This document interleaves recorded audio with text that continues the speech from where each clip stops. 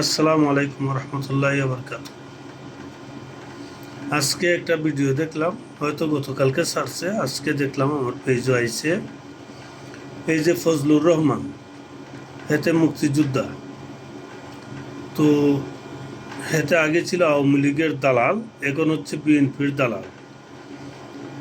সে continuously আলিম উলামাদেরকে নিয়ে উল্টাপাল্টা বক্তব্য দিতেছে। তো যারা এই 17 বছর আলিম উলামাদেরকে নির্যাতন করছে, ওদের কাছ থেকে ওই শিক্ষা নেয় নাই।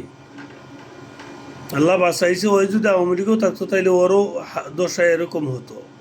তো ওই আওয়ামী লীগের দূষরদের কাছ থেকে শিক্ষা নেয় নাই। ওরা যে সবাই পালাইছে, ওইটা ওই ওই ওই শিক্ষা নেয় নাই। শিক্ষা যদি নিত তাইলে এই ভাষায় কথা বলতো না। সব সময় আলিমুল আমাদেরকে নিয়ে কটাক্ষ করে কথা কয়, আর মুক্তিযোদ্ধা করে। এই মুক্তিযোদ্ধা ট্রাম্প কার্ড খেলছিল আওয়ামী লীগ। 17 বছর মানুষের অধিকার, বাতের অধিকার, বুথের অধিকার, মানুষের কথা বলার অধিকার, প্রত্যেকটা জিনিসও হস্তক্ষেপ করছিল। এই শহরের বাচ্চা এখন ঠিক আওয়ামী লীগের ভূমিকায় অবতীর্ণ হয়েছে।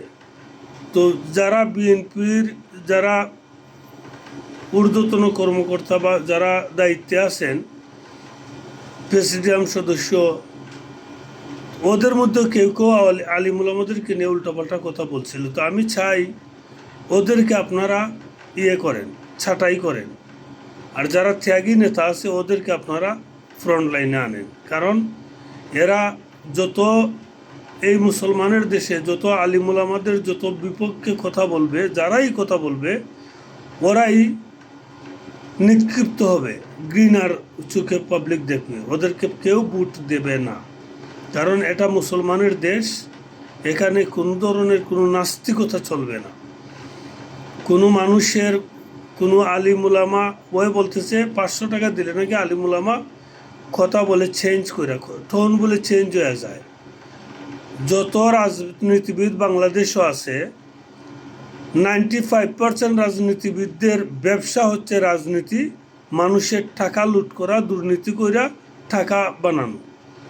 95% আই ক্যান চ্যালেঞ্জ। ওদের ইনকাম সোর্স কি? যারা রাজনীতি করে ওদের ইনকাম সোর্স কি?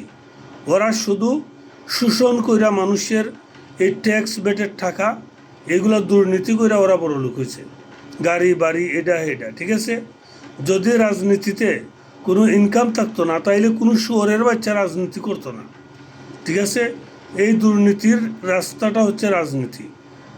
আপনারা দেখেন এই জুলাই এই যে গণ অভ্যুত্থানে শেখ হাসিনা পলাইছে, আপনারা দেখেন যারা মারা গেছে, কোনো নেতার ছেলে আছে কোনো নেতার ছেলে আছে? যদি সংসদ সদস্য হইয়া যায় কোনো মন্ত্রে, আমি তো দেখছি যদি মেয়র হইয়া যায়, তাইলে তার ছেলেপেলেরা ইউরোপ কান্ট্রিতে লেখাপড়া করে। আর এই গরিবের ফুলামাইন, কেউ বলে জয় বাংলা, আর কেউ বলে শহীদ জিয়া, এগুলা বইলা রাস্তায় মারা যায়, ঠিক আছে। হয় পুলিশের গুলিতে মারা যায়, আর না হয় ওই যে বিরোধী দলের বা সরকারি দলের ফায়ারে মারা যায়। তো আমার প্রশ্নটা হলো যে সাধারণ পাবলিক রাস্তায় যান মাল কুরবান দেয়, ওদের কোনো ক্ষমতা নাই। কেউ কখন আওয়ামী লীগ, কখন বিএনপি, কখন কখন ও, কিন্তু সাধারণ পাবলিক দেশকে ভালোবাসা নিজের জীবনকে কুরবান দেয়। এই জন্য বলছি, এই শহরের বাচ্চারে, এই যে ফজলুর রহমান, হেতে মুক্তিযোদ্ধা, ওরে পিটানোর দরকার, ওরে জুতা পিটা করার দরকার। কারণ ওই মানুষের সেন্টিমেন্ট নিয়ে কথা বলে, সব সময় আলিমুল আমাদের বিরুদ্ধে কথা বলে। আগে বলতো মুরগি কবির, তুরিন আফরুজ, এই যে আরেকটা আছে না কি, কালো মানিক, এই শহরের বাচ্চা যেটা এখন তার আন্ডা বান্ডা ফাটাইয়া মানুষ জেলও দিছে না, এইটা।